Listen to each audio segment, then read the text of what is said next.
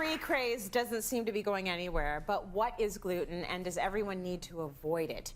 Here to clear up some of the gluten-free controversy, our favorite holistic nutritionist and one of my favorite gals, Dr. Joey Shulman.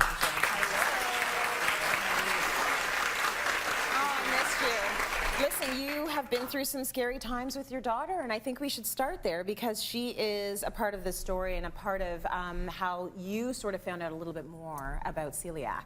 So it's interesting because I've always been gluten-free in practice, but last fall, Faith started to get very tired, dizzy. Now, keep in mind that this was a girl who was the fastest in her class, doing monkey bars, and she was great in dance. Yes. And we started to notice weight loss. And we started to notice she couldn't keep her eyes open in the car. And on Christmas Eve, we were at my sister's house. The whole family was there. Yeah. And she couldn't stay awake. Yeah. And I said, we play a game, what would you rather, what would you rather? And I said to her, what would you rather? Would you rather do arts and crafts or would you rather do climbing trees? Because the whole family was together and she just couldn't participate. So I was trying to take her mind off of it. Right. And she said, well, Mama, I don't have the strength to climb trees anymore. And I said, okay, I'll be right back. And I said to Randy, like now. And we had been working on a diagnosis and they'd been trying blood work. And finally I said, can you run a celiac panel? And I got the numbers back. And I see these numbers through, MDs talk to me about them sometime. And they were through the roof. And I was like, oh, you're celiac. Okay. So that was, it's important to note because there's a big discrepancy between celiac, which is an autoimmune disease, which made her extremely tired, which made her dizzy, it wasn't gastrointestinal. Yes. People think GI. Yeah. But when your child loses, and you know Faith, she's little to begin with, when she loses 6 or 7 pounds. It's a problem. It's a problem. Your child shouldn't be losing weight. Exactly. Right? So we went into repair mode and became a celiac family, which is great. We're doing very well. But people say, well, why? What happened? Well, that is the big question because Faith probably has it in her genetic predisposition. Okay. Faith got food poisoning. Okay. Most people get food poisoning and recover. Faith, that was the start of it for us. And it can be puberty, it can be food poisoning, it can be a virus, a bacteria, or it can be nothing. But the symptoms are important to pay attention to because hers were neurological. She was out of school for more time than she was in school for a certain time last year. Wow. I just didn't talk about it because I couldn't, but I can talk about it now because she's doing so much better. But that was our experience. Now, celiac disease is an autoimmune disease where Faith's body or celiac's body attacks the gluten.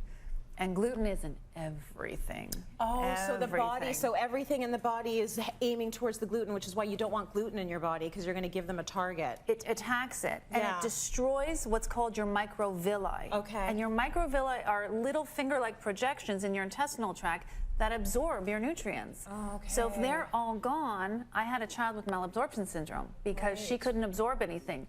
So you have to remove the invader in order for the intestinal villi to heal. Interesting. But we're now in cross-contamination land, meaning we have to have 2 separate toasters. We have to have 2 separate knives. Like She can't have any gluten. Not a drop. Not a drop. Not a drop. And when we did by accident, it wasn't Randy's fault, but by accident, she had a little drop. He took her out because he wanted to get her to have something, and they said the teriyaki was gluten-free, but it wasn't. Yeah. We ended up in sick kids. Wow. So, so she's fine now. This is different. She's fine now. I know she is because there's no way you'd be talking about it if she wasn't. And I said off camera, you're the only one I would do this interview with. Oh, you're so sweet. But she is fine now. But it's important to know because there's a lot of talk about gluten sensitivity and celiac disease. So celiac disease is an autoimmune disease. And it is a different sort of approach than gluten sensitive. And a lot of people are gluten sensitive. And what does it mean if you're gluten sensitive? You're not going to the hospital probably, but maybe are you having a GI problem if you're gluten sensitive? You can have foods such as the cookies or the breads or the cereal, and you can feel bloated, you can feel food fog, you can feel tired, you can still be symptomatic. Now, when you take that gluten out, which can be in all of these foods, I mean, gluten's in everything, Trace. It can be in soup, it can be in soy sauce, it can be in toothpaste.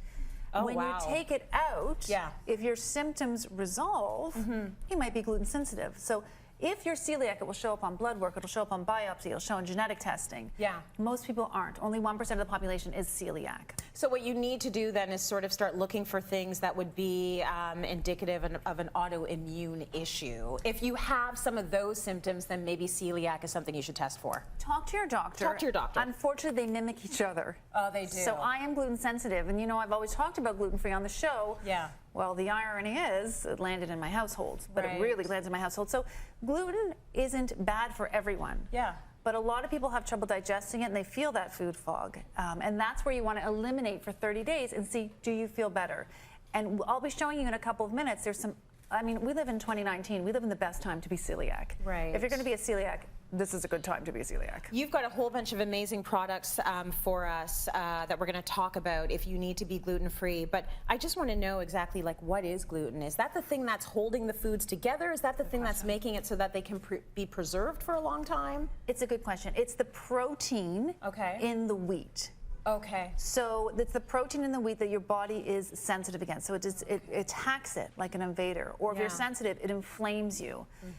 So if you want to remove that, you can have things like rice. You can have things like quinoa. You can have things like coconut flour or almond flour. So, you know, my mom actually made a chocolate cake, because if you want to get a chocolate cake made, I said, Mommy, I want to make Tracy a chocolate cake. She was like, I'll do it. I love the Shulmans. They're my favorite family that's not my family. Well, she loves you. And it's waiting backstage, and it was completely gluten-free. So you can do anything without gluten. You just have to, it's a learning curve. It is a learning curve. Think about it and plan a little bit. Yeah, Joey, exactly. thank you so much for telling us this, because you're helping people out there. And I know it puts you in a vulnerable place, but we thank you for it. So thank you. My pleasure. Okay, let's go to break. We have more coming up. We've been talking about celiac versus having a gluten sensitivity. So we need to know, if you are in either of those situations, what foods you can get. And you have always been such a good sort of wealth of knowledge when it comes to products, because you're out there looking for your own life as well and your clients. So you brought in a few things for us to consider and a few ingredients maybe that we should be looking for. Yes, so if you want to eliminate gluten, become a label reader, and things like wheat, you know, contain gluten. If you look at the label, you'll see a big GF on the label. So if you need certified gluten-free, look for that big GF symbol, because you'll know it is certified. There's no gluten on the line. Got it. Some things are a little bit tricky, Tracy. Like, people are like, well, are oats gluten-free? Oats are gluten-free, but oats can be made in a facility where there is gluten contamination. So if you are that strict, you have to buy GF gluten-free oats. Now, is there anything on here that has that GF? Actually, this does. Yes, so that has the big this GF. Is good Thank for you. us to see it, just how that looks, and obviously the GF means gluten-free, right? Gluten-free, So this is not made in a facility that's got any gluten in it, so you can be fairly sure. So you can be very sure of that, and a lot of the products out there they're gluten-free and peanut-free. So there's, you know, the 7 top allergens: soy, peanuts, gluten. So for people who are in need of that, there's a world of everything available. Even something like baking soda, which people wouldn't think about. Baking soda has gluten, so if you do have to go gluten-free, you have to get gluten-free baking soda. Now, if you just want to dabble a little bit in the gluten-free world, and you don't have to go strict, no problem. There's some wonderful gluten-free crackers and breads and flour out there. If you do it right, you will not taste the difference. If you do it wrong, you will have an epic baking fail. And we've had our fair share of epic baking fails. Yes. But, you know, my mom, for example, she makes this chocolate cake. It's not healthy. I'll post the recipe. My mom said it's not healthy. But it's her granddaughter. She wanted her granddaughter to have, you know, so with certain flours, and I can tell you what those are, you won't taste the difference at all. So now, if you is the problem when you're baking without gluten, does it come out really dense, or is it just a taste situation? A and B. It can be A and B. It can be it can fall dense. apart. But once you get the hang of it, it's brilliant. And if you've been following me before Faith was diagnosed with celiac, I post a lot of gluten-free options because I do better on a gluten-free diet. That's right. Almond flour, coconut flour, gluten-free wraps, gluten-free breads. Yes.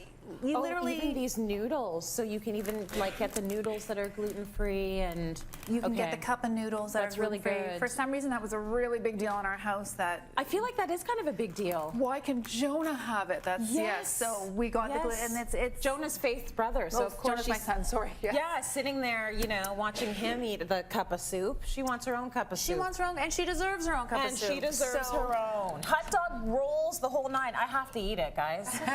Like just a little bit because Mama Shulman put all this work into it.